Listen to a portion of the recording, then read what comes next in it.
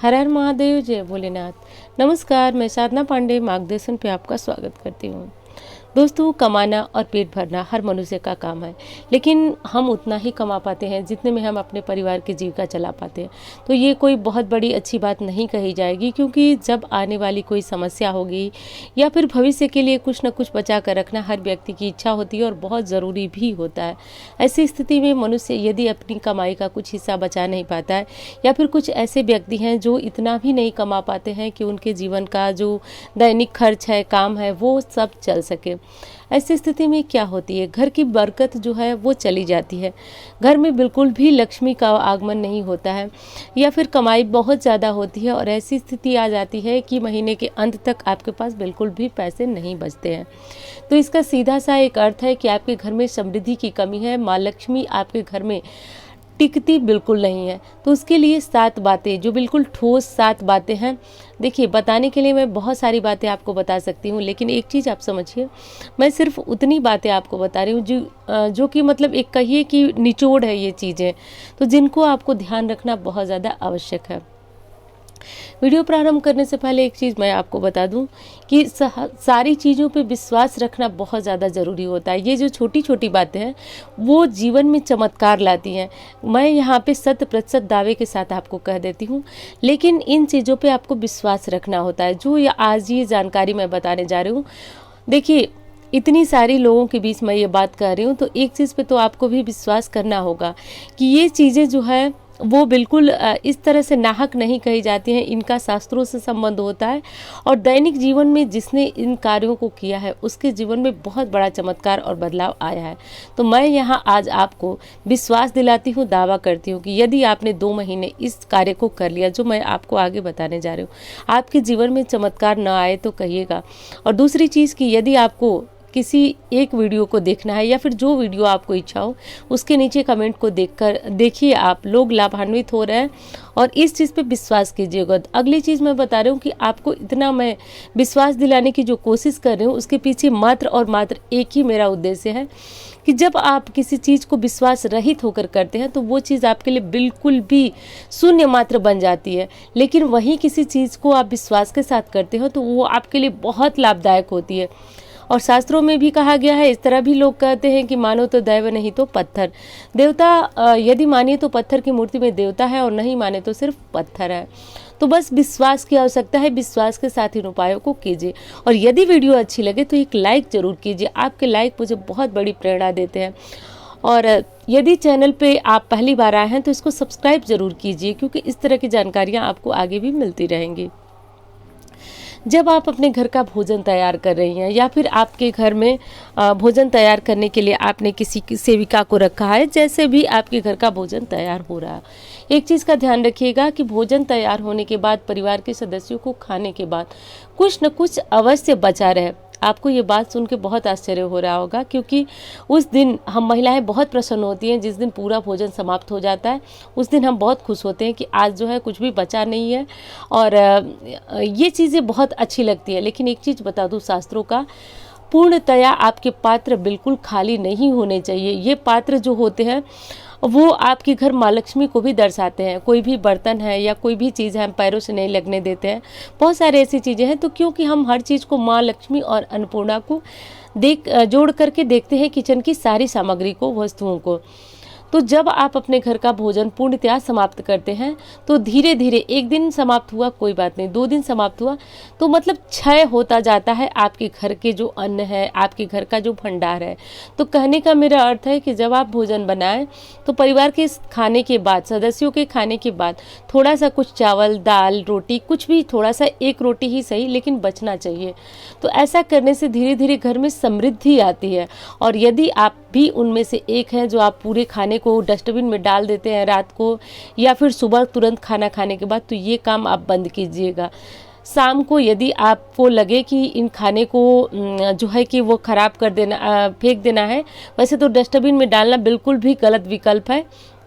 लेकिन आपको लगे कि इन खाने को आपके परिवार में कोई नहीं खाने वाला है, तो आप इनको किसी जानवर को दे दें, कुत्ते को दे दें, या फिर गाय वगैरह जो भी मिले आपको दे दें, लेकिन इनको बेकार ना फेंकें और इस चीज़ को आप गांठ बांधें।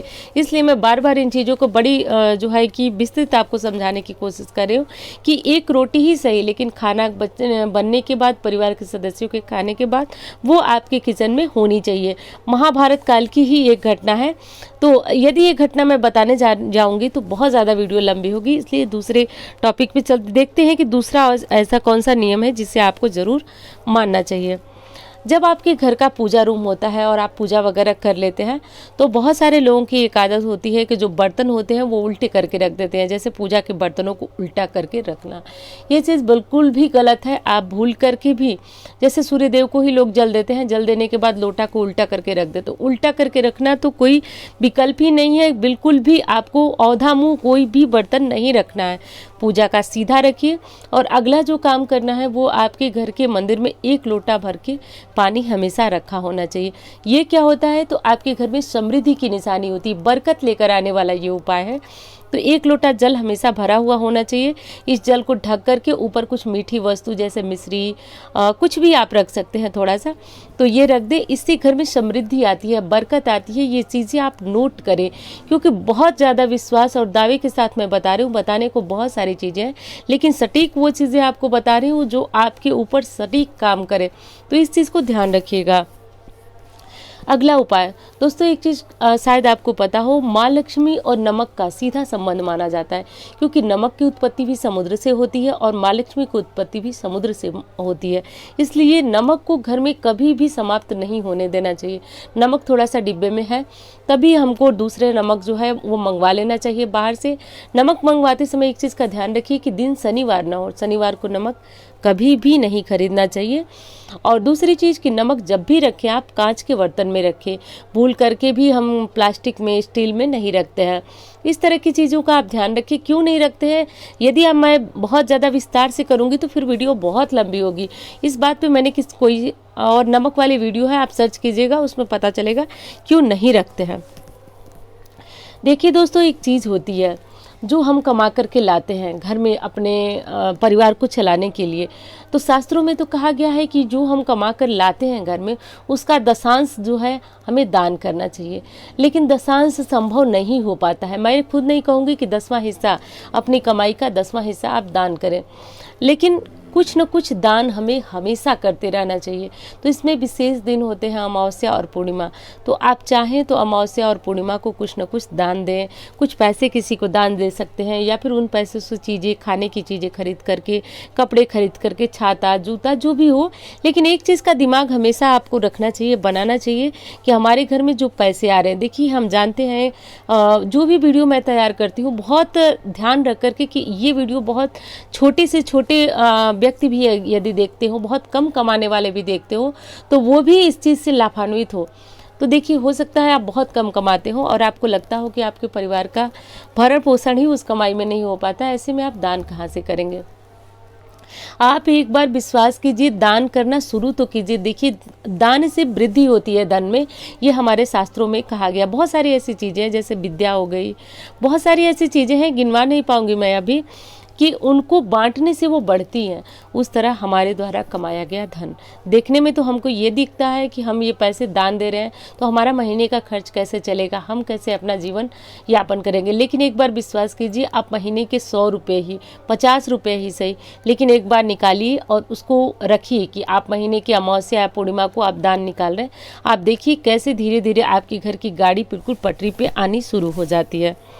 अगला उपाय बता रही हूँ आपको।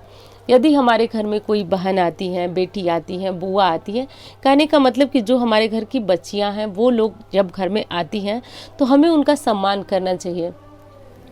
देखिए, इस बात पे एक बार मैंने और वीडियो तैयार किया था। बहुत सारे लोग बता रहे थे कि लड़कियां ऐसे करती हैं तो हम उनका कैसे सम्मान करें, वैसे करती हैं। तो ये आपके आपसी संबंध है, मैं यहाँ पे शास्त्रों की बात कर रही हूँ। यदि संभव हो तो इन चीज़ों का ध्यान रखिएगा आप कि जब बहन, बेटी, बुआ कोई आए तो कोशिश कीजिएगा कि हम उनको कुछ न कुछ श्रृंगार की सामग्री, कपड़े इत्यादि दे करके और तभी भेजें। क्योंकि दोस्तों कहा गया है कि जो हमारे घर के दामाद होते हैं वो उनका हम पाँव पूजते हैं, इसलिए वो हमारे लिए पाँव पूज्य ब्राह्मण कहे जाते हैं। तो आप चाहे जिस किसी भी धर्म जाति के हो, मुझे इससे नहीं मतलब है, लेकिन वो आपके लिए पाँव पूज्य कहे जाते हैं। तो उनका सम्मान करना बहुत ज़्यादा ज़रूरी होता है। और कहा जाता है कि किसी बाहरी लोगों को हम दान करते हैं, पुण्य करते हैं, उससे ज़्यादा प्रभाव फल हमें प्राप्त होता है जब हम अपने घर की बहन बेटियों का सम्मान करते हैं। और जाने पे उन्हें कुछ न कुछ उपहार दे करके भेजना चाहिए, खाली हाथ बिल्कुल भी नहीं भेजना चाहिए। कोशिश करना चाहिए कि उनको कुछ कपड़े साड़ियाँ जो भी वो पहने तो वो दे दे। और ये भी नहीं दे सकते, मान लीजिए कपड़े साड़ियाँ देने की हमारी स्थिति नहीं है तो कुछ न कुछ श्रृंगार की सामग्री, कुछ पैसे ज़रूर दे करके उन्हें विदा करना चाहिए। इससे घर में समृद्धि आती है, सुख आता है, बरकत आती है। ये चीज़ें नोट कीजिए। यदि हमारे घर की बहन बेटियाँ रो करके, रुष्ट होकर के या फिर हमारे प्रति खफा होकर के, यदि वो नाराज़ होकर के घर से जाती हैं तो इससे हमारे घर की बरकत भी चली जाती है, क्योंकि कहीं ना कहीं इसमें उनका अंश छुपा होता है। जो घर है जहाँ उन्होंने खेला है, अपना जीवन बहुत ज़्यादा जो है खुशी के साथ व्यतीत किया, और आज उस घर के चौखट से वो नाराज़ होकर के जाती हैं तो उसका प्रभाव पूरे परिवार के सदस्यों पर पड़ता है। इसलिए इस चीज़ का ध्यान रखें। एक चीज़ और करें आप कि घर में जब आप पूजा कर रहे हैं, सुबह के समय ये काम करना है आपको, तो पूजा के बाद आरती करते समय जब आप घंटी बजाते हैं तो आरती जो है कर लें, प्रणाम वगैरह कर लें। उसके बाद आरती को ले करके आप कपूर जलता हुआ और पूरे घर में घंटी बजाते हुए आप पूरे घर में घुमाएं। ऐसा करने से क्या होगा, तो ऐसा करने से आपके घर के वास्तु दोष शांत होते हैं। घर में बिना मतलब के लड़ाई झगड़े तनाव की स्थिति बनी रहती है। सास बहू में नहीं बन रही है, जेठान में नहीं बन रही है, देवरान में नहीं बन रही है, ऐसे ऐसे मतलब परिवार के हर सदस्य में कलह लगा रह रहा है। तो इस काम को जरूर कीजिए। आप देखिए कि कैसे घर में धीरे धीरे शांति का माहौल व्याप्त हो जाता है, क्योंकि जहाँ सुमति तहाँ संपत्ति नाना, जहाँ कुमति तहाँ विपत्ति निधाना।